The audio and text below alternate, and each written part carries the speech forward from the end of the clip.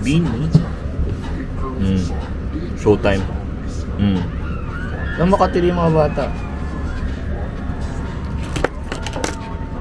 Matagal na akong nagbabarko at the moment. Ayun. So, recently, kahit wall ko, puro Beanie na naririnig ko. So, ito na, magre-react na talaga tayo. Talagang pop sensation sila dito sa Pilipinas, no? Sino yun? Pero yung mga tili ng mga bata.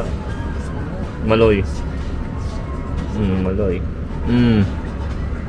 Si Gwen. Yun yung parang leader nila, di ba? Yung pulang buhok ngayon, tapos mahabang pulang buhok. Parang yung tumata yung leader nila, di ba?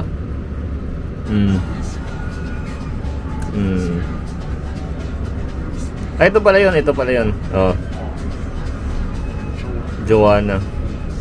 Makatili sila ate. Ayun, ito yung pinakabata sa kanila.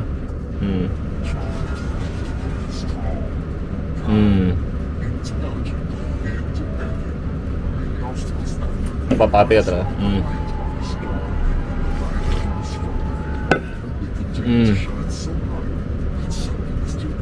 Ngayon malalaman natin. Ito yung salamin. Na-score ko naman sila. Tsaka yung nila, yung damit nila, yung pormahan nila is like yung 90s, 80s na na inulit na fashion. Tapos mas colorful. Ang ganda naman choreography nila.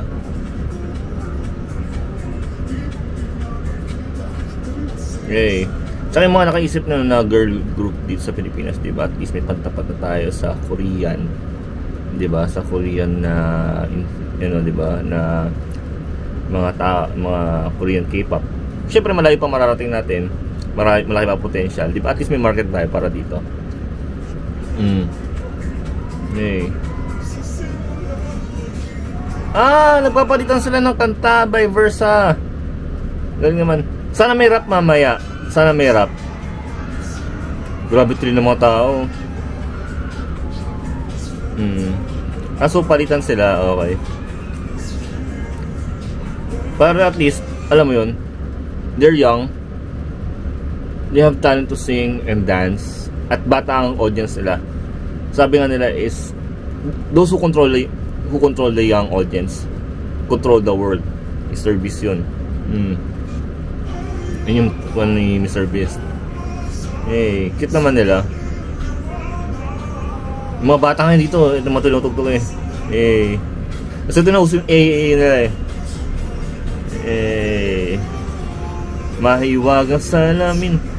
So kanta nito is tungkol sa may crash salamin. Cute naman nilang commending. Batang bata.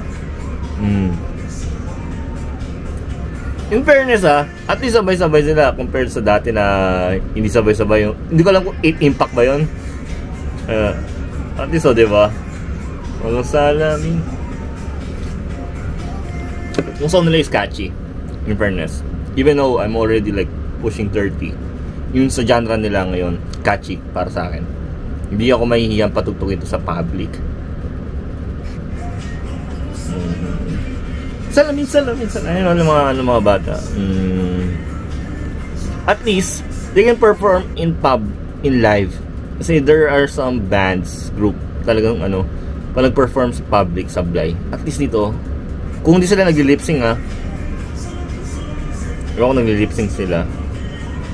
Nagli-lip-sync sila. Okay. Alam ko naman literal na kumanta sila. Sinasabayan lang nila syempre.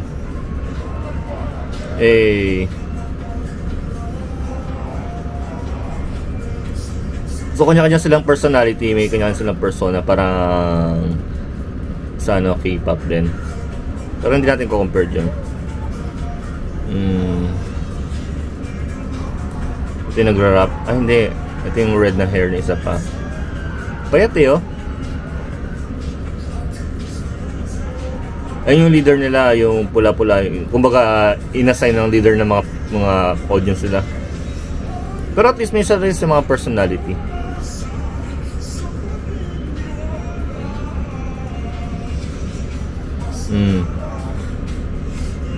In fairness, hindi live to. Hindi sila nag-lip-sync.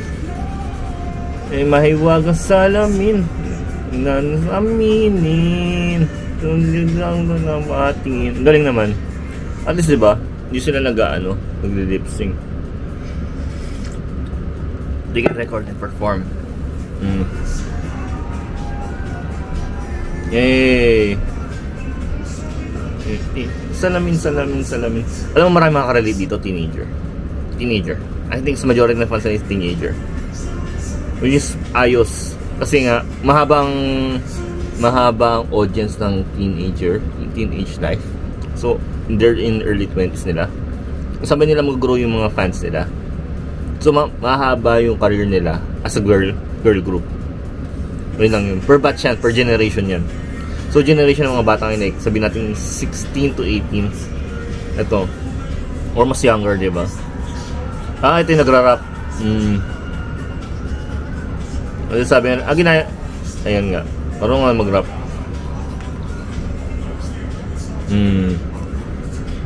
Yay! Umasa! Yung parents na maganda.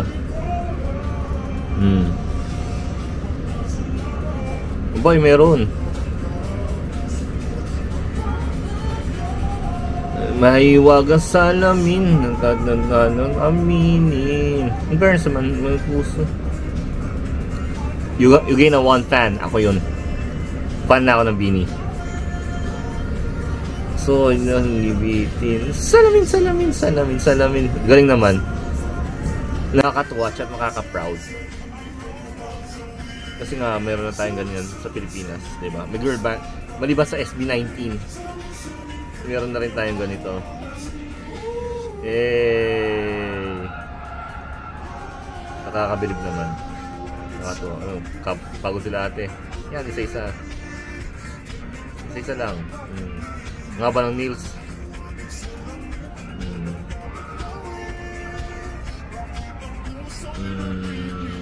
Salamin. Nakakatuwa lang kasi ganyan. Alam mo yun? At least meron na tayo image as Filipino band group. Meron na tayo dati before, pero ngayon nga, mas recognized na tayo. Kasi nga dahil siguro sa social media at may mas malawak na ang connection sa may mga tao. I support this kind of things. At least hindi sila toxic ng girl group, diba? Yun lang. Para siyang panlaban sa SB19. Hindi naman sila sa pligwa kumpara. Variety is okay. Maraming variety. May kanya-kanya genre ng mga songs. So, mahaba para mararating nila kasi bata pa sila. Marami pa mararating nila. Mahaba pang lalakbayin. Yun lang. Kasabay nilang lumaki yung mga audience nila from younger teens, pre-teens, from adulthood. So, yun lang. They're gonna be the inspiration. Yun lang. Message ko. So, if you do like this kind of video commentary, please do like and subscribe my YouTube channel. Maraming salamat. Salamin. Skirt.